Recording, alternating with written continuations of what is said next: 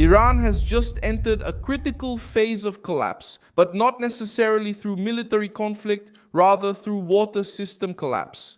Early this Wednesday, April 8, 2026, in the midst of a fragile two-week truce. In the war involving the United States, Israel, and the Iranian regime, the most serious sign doesn't just come from the bombings, it comes from the water.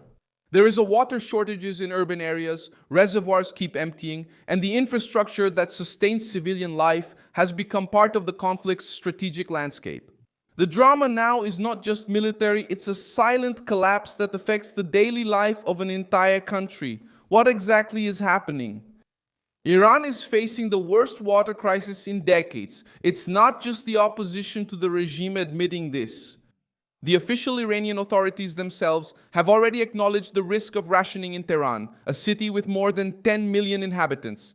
Reuters showed that 19 major dams in the country were practically dry, while Mashhad, the second largest Iranian city, dropped to less than 3% of reserves.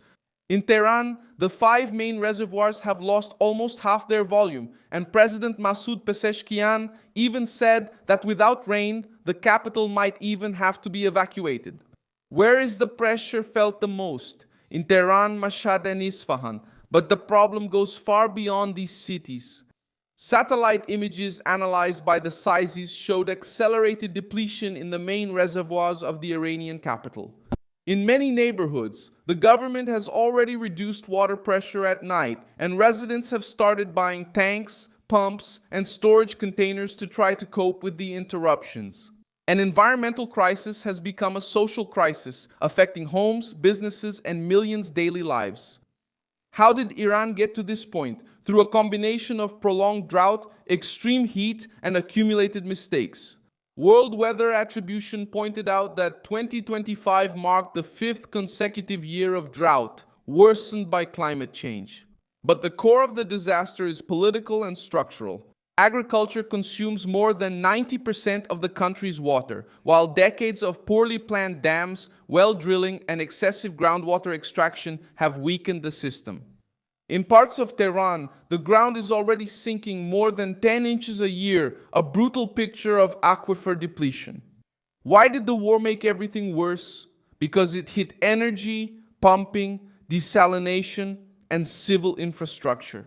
In March, Reuters showed that Tehran threatened to retaliate against energy and water systems in Gulf nations if the United States attacked its power grid.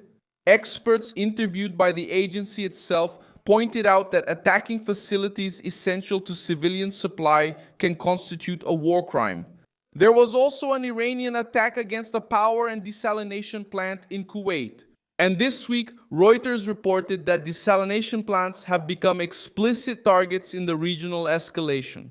In other words, water has started to be treated as a weapon. Who pays the price for this? Ordinary people. Families are left without warning when the tap runs dry, mothers improvise with bottled water, small businesses are forced to stop operating, and the feeling of abandonment grows. Residents interviewed by Reuters in Tehran and Mashhad reported hours without water supply and directly blamed poor management.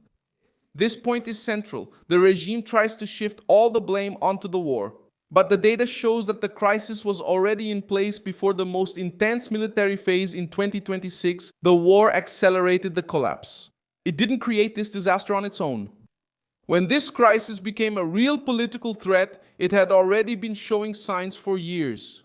Reuters recalls that the lack of water sparked violent protests in 2021 and also fueled unrest in 2018, especially among farmers who denounced diversion and mismanagement. Now the situation has become more explosive because thirst, power shortages, economic pressure, and service failures are all mixed into the same source of tension. What was once treated as a technical issue has now become a direct risk to the internal stability of the regime. In the end, the decisive question is simple. Why does Iran seem so vulnerable at this moment?